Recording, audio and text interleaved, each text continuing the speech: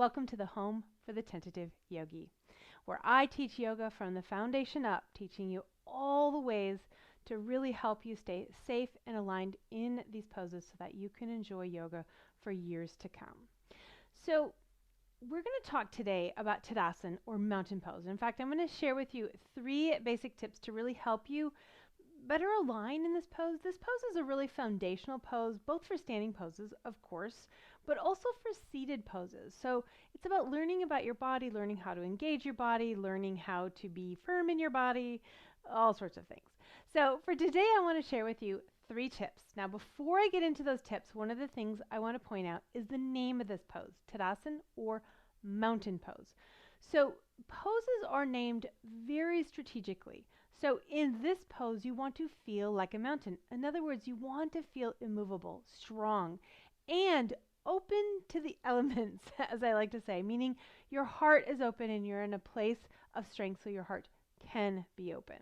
So that said, if you want to be immovable, I don't recommend having your feet together. And a lot of yogas teach it with the feet together, and while that's certainly not wrong, when you have your feet a little bit spaced, and I usually talk about aligning your heels with your sit bones, but if you're not quite sure what that means, think in terms of your hip bones in front, your legs kind of going straight down from there. Because when you do this, you feel a little bit more stable. When your feet are together, and you can test it, and I mean, even without closing my eyes, I can feel myself rocking, and that it makes me feel less comfortable.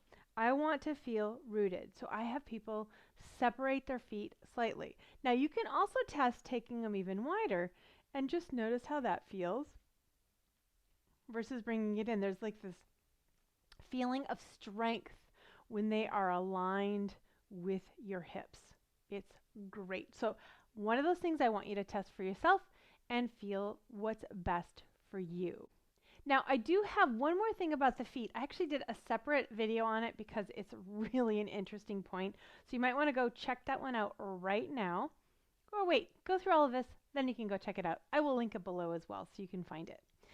Now, the second thing I want to talk about has to do with your upper body. So I mentioned you want to be open, allow your heart to be open, and we want to adjust our arms to help with that. So theoretically, we are open, right? Our heart is lifted. But for most of us, our chest sinks in one of 2 ways, possibly both. Here, so like the whole shoulder complex comes forward, right, and slumps, or the arm just turns forward, which creates that same kind of concavity in the chest rather than opening through the chest. So something you can do to help feel the shoulder blades move into place is turn the palms forward. When you do that, you want to feel your upper arms actually externally rotate. So it's not just the palms, right? It's the whole collarbone. Feel the collarbones opening. And you'll feel your shoulder blades draw together. Can you feel that? And then just keep that heart lifted. Feel your heart lift. And you can keep the palms here or just turn the palms, but keep yourself open through here. Now, what's interesting is as you go through your practice, maybe do this at the beginning, and then once you're at the end of your practice, do it again, and just notice, does it make a difference? And what I mean by that is often by the end of your practice, you've already opened your heart. So you're already there. So when you turn the palms, it doesn't affect the arms because they're already in that open position. But if they aren't, turn those palms forward and just feel that expansion across your heart. Isn't that nice? All right, tip number 3 has to do with once you've got your feet aligned and balanced, you got to watch the other video for that one, palms turned, what do you do? Well, you want to actually feel like you're a slinky being pulled in 2 different directions equally.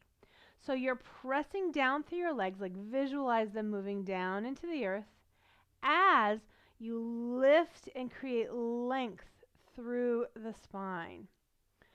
So I always like to tell my students, feel as if you want to ride the roller coaster and you have to be 48 inches, I believe it was, and you're 47 and a half, right? Remember how you would grow just a little bit? That's the feeling you want.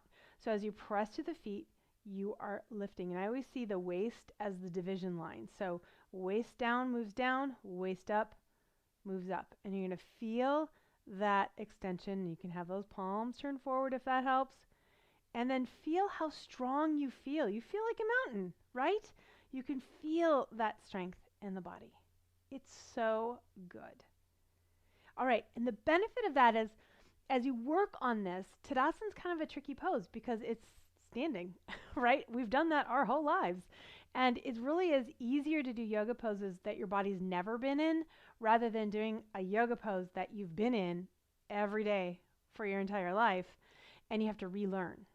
So this is one of those things that I want you to really feel and get that body memory and bring it in whenever you can during the day, because this is good posture. You know, we often stand in other ways. And we want to stand rooted on our feet, feeling grounded with our heart open, and lead into the world with your heart. It's just a good thing. All right, y'all, if you enjoyed this, please click like. Let me know what you learned, what you're going to use. I would love to hear from you. And click to subscribe so you find out every time I drop a new video, which is usually every week. Thanks for joining me. Namaste.